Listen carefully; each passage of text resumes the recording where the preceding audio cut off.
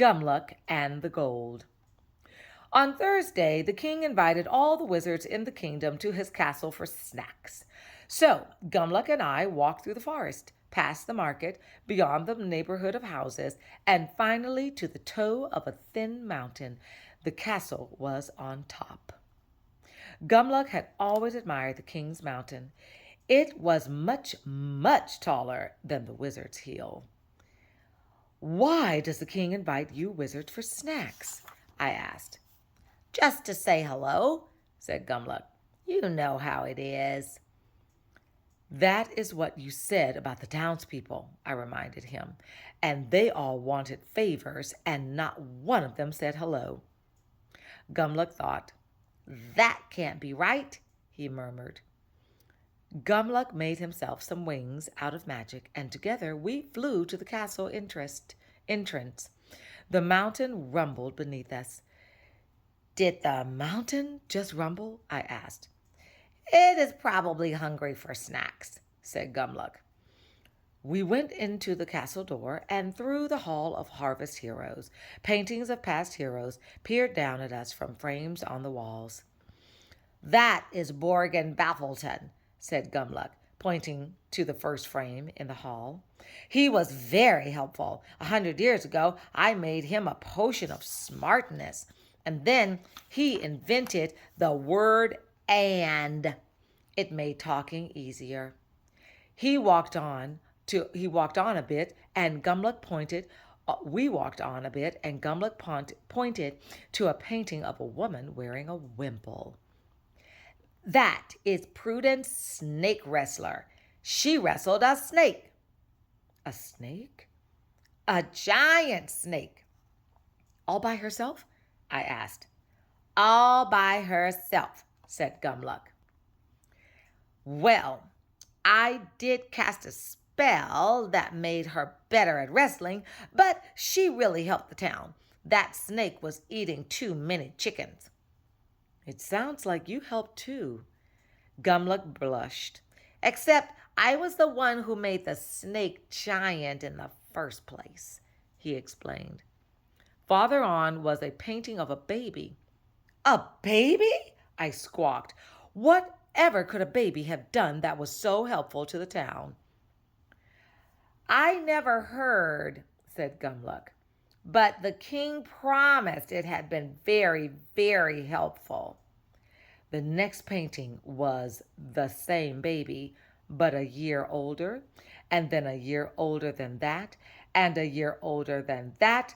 In painting after painting, you could see the kid get older and older until I finally realized who it was. "Wait, this is that snooty Prince Whoop-de-Doo." "I do not think that is his name," I huffed. "Prince Whoop-de-Doo has been the harvest hero for the last," I counted the paintings, 25 years? I don't believe it." "The people must believe," said the wizard. "The people must believe in him very much, or they wouldn't keep voting for him."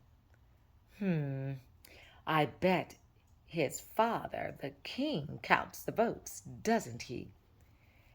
"Yes. How did you guess?" We met the king in his treasure room.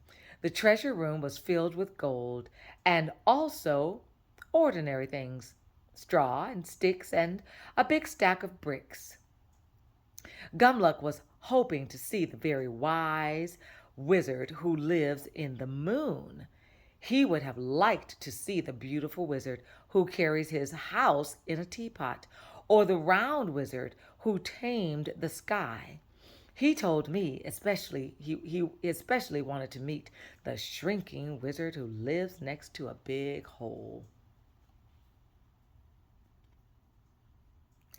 "We sound like we have a lot in common," he said, and I said nothing because I thought the truth might hurt his feelings. Is that a lie? Is it a good one? Gumluck was the only wizard who came anyway. "I am the only wizard who ever comes," Gumluck whispered. "It must make the king very sad." The king did not look sad to me. Do you know what would be funny? He asked us. If you turned all this straw into gold. Oh, that was king. Oh dear. Look at that. I do not think that would be funny, I said. The king ignored me. Try it and see, he said.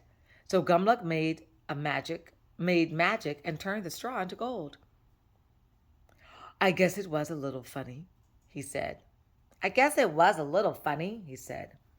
Do you want to be even funnier? Asked the king. If you turn these sticks into gold. I do not see why that would be any funnier. I do not see why that would be any funnier, I said. Only one way to find out, said the king. So Gumluck clapped his hands and the sticks turned into gold. Solid gold. The king grinned a big grin. See? Do you see how funny it was? Gumluck shrugged. I had been wondering why people kept going to Gumluck for favors if they thought he was such a screw up. Now I had my answer. Gumluck often got things a little bit wrong, but if by chance Gumluck did everything right, your greatest dreams could come true. And the little wizard never asked for a single thing in return. He must have seemed like a genie, full of wishes, with nothing to do but wait for his next command. It bugged me. Birds don't treat people that way. The king was having such a grand time that he couldn't stop laughing. He looked like he wanted to say something about the bricks. The king's snacks are usually pretty good, whispered Gumluck. Cheese and crackers. He leaned close. And they're free.